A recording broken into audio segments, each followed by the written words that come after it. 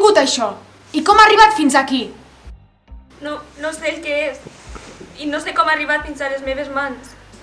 Si no m'ho vols explicar, Hauré d'utilitzar... digue-m'ho! No, mai!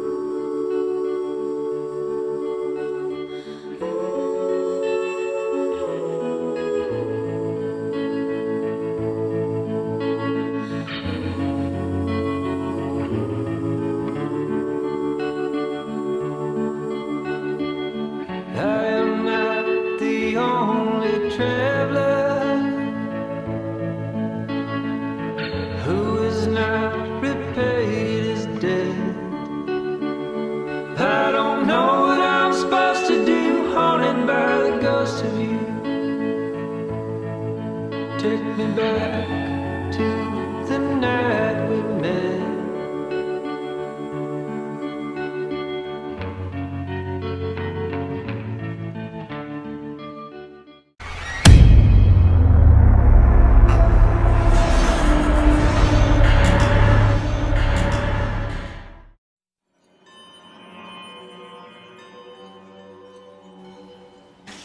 Només hi havia silenci. Ella estava sola a casa, llegint.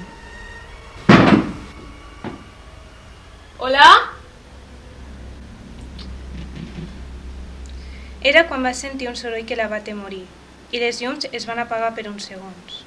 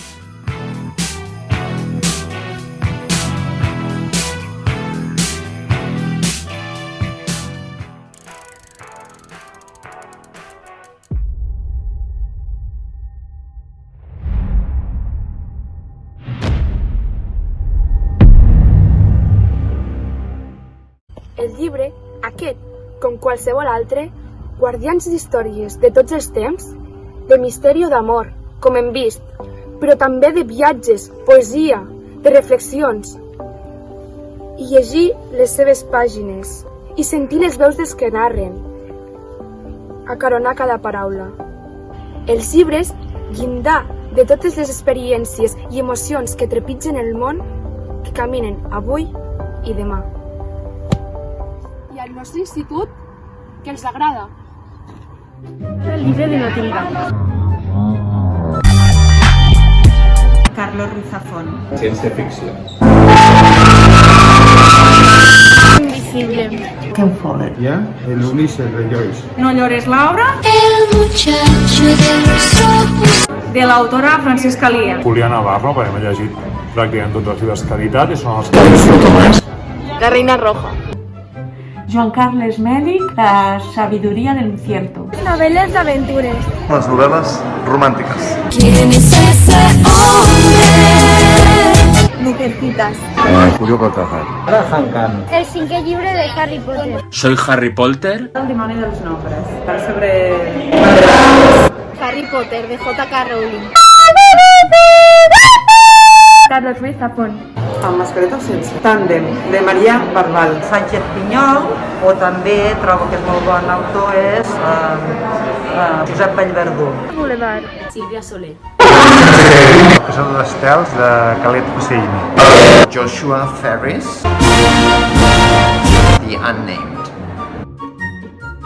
La Covid, el personatge principal d'aquest curs, ens ha situat en un argument incòmode. Aquest Sant Jordi també és diferent. Hola, bon dia. Avui entrevistarem al José Pérez i a la Carme Girona, que són cap de Departament de Llengües i cap de Departament de Llengües Estrangeres, i ens parlaran sobre el concurs literari de Sant Jordi que du a terme l'Institut Berenguer de Premsa. Bon dia, Pepe. Bon dia. Em pots parlar sobre el jurat d'enguany? Qui ha format part del jurat? Bueno, en San Jordi se hace un doble proceso de selección. Por un lado, cada profesor en sus respectivos grupos hace una primera selección de trabajos y hay una segunda fase en la cual los trabajos seleccionados se llevan al departamento y los profesores de la especialidad hacen la valoración. Este año es así, otros años la segunda fase la llevaban a cabo alumnos, un miembro de cada clase, pero este año debido a las circunstancias de la pandemia pues se hace así. En llengües estrangeres siempre ha sido así, como este año. Bon dia, Carme. Bon dia. Em podries parlar sobre els temes dels poemes, redaccions que han fet els alumnes participants al concurs? Mira, enguany s'han triat un tema per cada llengua. El Departament de Llengües han triat per català els planetes, per castellà l'aigua, i en el cas del Departament de Llengües Estrangeres van triar els colors.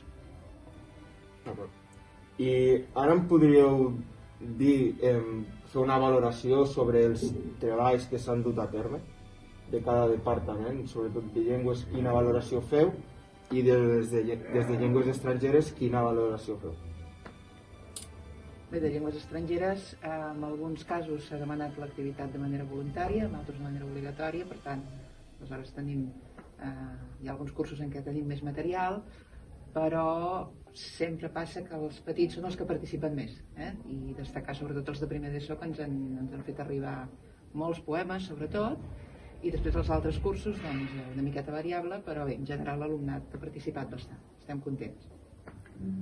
En catalán y castellano, en la ESO lo hacemos obligatorio y se aprovecha como actividad de clase. En bachillerato, es un poco más apurados, se hace voluntario. Y bueno, pues en general el nivel pues hay de todo, claro. Entonces bueno, siempre hay trabajos buenos, En general los ganadores suelen ser trabajos que están bastante bien. Y hay trabajos que no ganan y están bien también, pero vamos, solo puede quedar uno. Doncs bé, moltes gràcies per respondre les preguntes i molt bon dia. Doncs bé, des de l'AMPA participem en aquestes jornades culturals una vegada més, fent l'entrega de premis del concurs literari i el concurs de fotografia. Aquests poemes que tots els alumnes de l'ESO han fet aquests dies, doncs els que hagin estat premiats rebran els premis a part de l'AMPA, i els de la fotografia igual. I en uns instants, l'edició 31 dels Premis Sant Jordi. Gaudiu-la i molta sort!